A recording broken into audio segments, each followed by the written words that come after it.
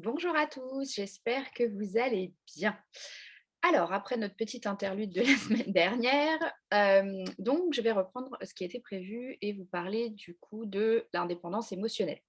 Donc, on avait parlé de l'enfance émotionnelle, l'état dans lequel on est globalement tous et qui consiste à ne pas se sentir responsable de ses émotions, penser que les circonstances extérieures ou les autres sont responsables justement de ce qu'on ressent, et aussi du coup, penser que tout ce qui est, extérieur à nous ou les autres personnes crée, les émotions, chez nous.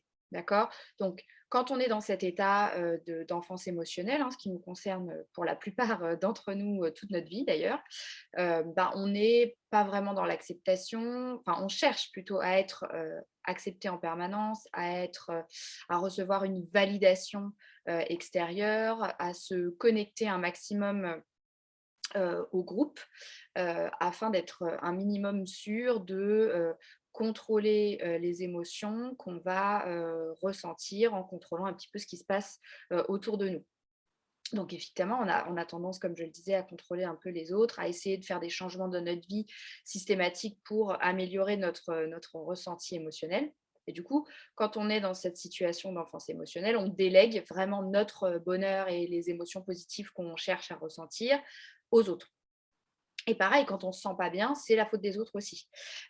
Donc qu'est-ce qu'on fait aussi? C'est que quand on est dans cet état d'enfance émotionnelle, on a tendance, du coup, à essayer de solutionner les émotions négatives qu'on ressent, soit en contrôlant les autres ou en cherchant, à changer les circonstances autour de nous, soit en cherchant des plaisirs, immédiats. D'accord? Donc on parlait, voilà, d'ouvrir, la tablette de chocolat, d'aller, scroller, sur Instagram pendant, un certain nombre de temps ou de faire diversion, ce genre de choses. On va chercher à solutionner notre émotion négative par un plaisir immédiat. D'accord? A contrario, quand on choisit, ou quand on essaye du moins, d'aller plutôt vers l'indépendance émotionnelle, alors là, à ce moment-là, l'idée, c'est de comprendre que nous sommes les seuls responsables de nos émotions. Alors, comment on peut comprendre ça? Les émotions, finalement, j'en avais déjà parlé, elles sont, créées par nos pensées, uniquement. C'est-à-dire qu'une situation se produit dans le monde ou une personne agit d'une certaine façon. Tant que nous n'avons pas une pensée au sujet de cette situation ou du comportement de cette personne, nous n'avons pas, d'émotions générées chez nous. Je vais vous prendre un exemple très simple. Quelqu'un, il y a le décès de quelqu'un. Jusqu'au moment où vous êtes informé de ce décès et que vous avez une interprétation de ce décès, vous ne ressentez, ni tristesse, ni, joie pour certains. Peut-être que certains seraient soulagés que quelqu'un, j'en sais rien, d'affreux, soit, enfin décédé, j'en sais rien. Enfin, quelle que soit l'interprétation que vous aurez du décès de cette personne, vous ne pourrez l'avoir qu'à partir du moment où vous aurez l'information. Donc déjà, c'est pas le décès en lui-même qui va créer l'émotion, c'est ce que vous penserez de ce décès. Si vous pensez quelque chose du type: «Ah, c'est affreux, c'est horrible, comment je vais faire sans cette personne?» évidemment, vous allez créer, de la tristesse probablement, et puis, oui, du chagrin aussi. Si à contrario vous pensez, «Ah c'est bien, il était temps, quel affreux personnage» ou ce genre de choses, là vous allez probablement ressentir du soulagement ou, oui c'est ça, peut-être pas de la joie, mais voilà du soulagement probablement. Donc ce n'est pas les personnes en particulier ou les situations de vie auxquelles on est confronté qui créent nos émotions, mais uniquement notre interprétation de ces situations ou de ces comportements. Donc dès lors qu'on comprend ça, on comprend qu'on est 100% responsable de nos émotions, que notre ressenti émotionnel n'a pas à être, je dirais, délégué à ce qui se passe dans le monde ou aux autres personnes qui nous entourent, mais qu'on est bien les seuls à pouvoir gérer tout ça. Pour la simple raison que même si on n'a pas l'impression de contrôler ce qu'on pense, toutes nos pensées, donc on en a quand même un certain nombre par jour qui sont pour la plupart certes inconscientes, mais les pensées qu'on a sont toujours optionnelles. C'est-à-dire que quoi qu'il se passe, on peut à tout moment choisir de penser différemment de cette situation et du coup de créer un ressenti émotionnel pour nous qui serait différent. Donc, l'indépendance émotionnelle, c'est reprendre la responsabilité de ses émotions, reprendre du coup le pouvoir sur notre expérience de vie, comprendre que personne ne peut nous faire ressentir quoi que ce soit à part nous dès lors qu'on a une pensée au sujet de ce qui se passe et que du coup, voilà, on peut vraiment décider de penser ce qu'on veut, donc ce qu'on ressent et qu'on reprend clairement les manettes de notre existence et de notre vie. On comprend aussi que en reprenant le contrôle de ce qu'on ressent et la responsabilité de nos émotions, on autorise, aussi les émotions à nous traverser, sans blâmer les autres ou la vie de manière générale pour ce qu'on ressent. On a aussi tendance, si on accepte davantage les émotions, négatives, à moins chercher des plaisirs immédiats pour solutionner nos émotions négatives. Voilà, on cherche aussi beaucoup moins à être heureux tout le temps. On comprend que vraiment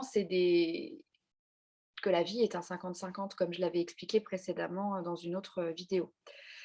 Quand on cherche, plus forcément à être heureux tout le temps, quand on reprend la responsabilité de tout ça, déjà on dirige davantage notre vie. On est beaucoup plus dans la création que dans la consommation, d'accord? On se développe, évidemment, on développe la confiance qu'on a en nous et évidemment, on crée des relations beaucoup plus saines avec les autres, pour la simple raison qu'on n'essaye pas de les manipuler pour qu'ils agissent comme on aimerait pour nous sentir mieux. Inversement, pardon, on n'essaye plus non plus de se conformer à ce que les autres attendent de nous pour qu'eux se sentent bien. Donc, on est davantage nous-mêmes, on est moins dans ce qu'on appelle le people pleasing, donc à vouloir faire plaisir à tout le monde, à dire oui quand on pense non, euh, à essayer de nous conformer à ce qu'on attend de nous. Donc, l'enfance émotionnelle, comme je disais, ça fait partie de ce dans quoi nous sommes tous depuis depuis toujours et parfois même toute notre vie. Mais voilà, un autre chemin, est possible, un chemin où on serait beaucoup moins démunis face à nos émotions et on pourrait en prendre la responsabilité, où on pourrait choisir, d'être beaucoup plus, aux manettes de notre vie, de ne pas dépendre des éléments extérieurs différemment pour se sentir d'une certaine façon et aussi, du coup, de décider, qui on a envie d'être et quelles relations on a envie d'entretenir avec les autres et avec soi. Donc, je vous incite à avoir une petite réflexion autour de ça, à peut-être essayer de remarquer dans votre vie comment ça se manifeste, dans quelle situation vous allez plutôt avoir tendance à blâmer les choses extérieures ou à essayer de changer les gens ou les choses autour de vous, et à essayer de voir dans quelle mesure vous pouvez prendre la responsabilité de ce que vous ressentez, dans quelle mesure vous pouvez aussi choisir de penser différemment pour que ça vous soit aussi plus utile et que ça vous permette d'aller là où vous avez envie d'aller. Et surtout, de quelle façon, dans vos relations avec les autres, ça peut tout changer. Et puis surtout, dans la relation que vous allez avoir avec vous-même. Donc, je vais vous laisser réfléchir un petit peu à tout ça. Et la semaine prochaine, on parlera, très certainement de poser des limites. C'est-à-dire que certes, autoriser les autres à faire ce qu'ils ont envie de faire et ne plus essayer de les contrôler, c'est une chose. En revanche, laisser tout passer ou, comment on appelle ça? Cautionner, pardon, tout ce qui est fait ou tout ce qui est dit, c'en est une autre.